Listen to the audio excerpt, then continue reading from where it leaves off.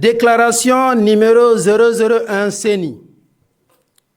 À l'occasion de l'élection présidentielle du 18 octobre 2020, le peuple de Guinée s'est exprimé dans la paix et la sérénité, démontrant ainsi sa maturité politique. Les 17 commissaires de la CENI ont conduit l'exécution du chronogramme dans la légalité et la transparence requises avec l'implication effective des acteurs du processus électoral, notamment les candidats ou leurs représentants. À tous les niveaux du processus, les candidats engagés à travers leurs représentants ont été associés. Il s'agit notamment, 1. Dans les bureaux de vote, en plus des 2 assesseurs qui ont été tirés au sort parmi les représentants des candidats, il était un droit pour chaque candidat de se faire représenter par un délégué. 2.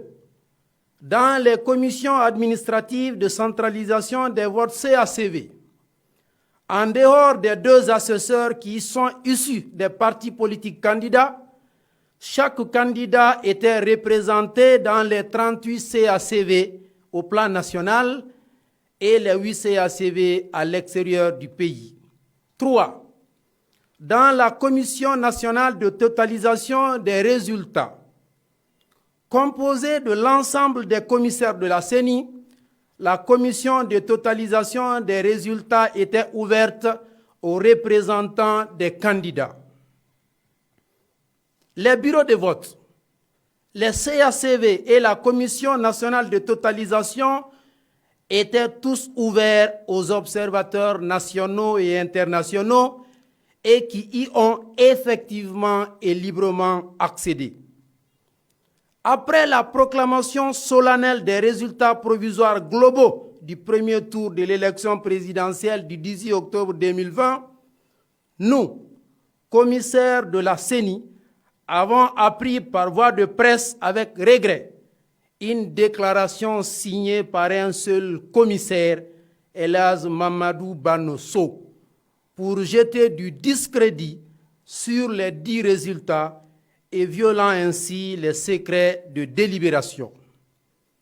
Cette attitude de notre collègue viole systématiquement l'article 12 de la loi organique L 2018-044 AN, modifiant certaines dispositions de la loi organique L 2012-016 CNT portant création, organisation, attribution et fonctionnement de la Commission électorale nationale indépendante qui dispose, citation, « Avant d'entrer en fonction, tout membre de la CENI doit prêter devant la Cour constitutionnelle le serment suivant.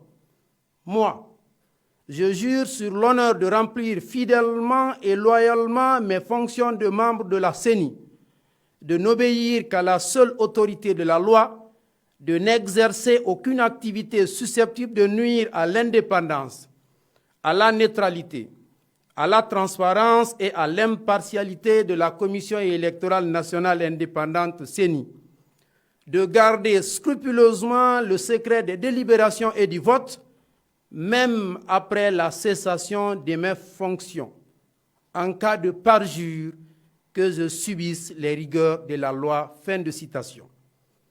Condamnant cette attitude non fondée, la Commission électorale nationale indépendante appelle l'opinion nationale et internationale à ne pas faire l'amalgame entre l'institution et le commissaire signateur.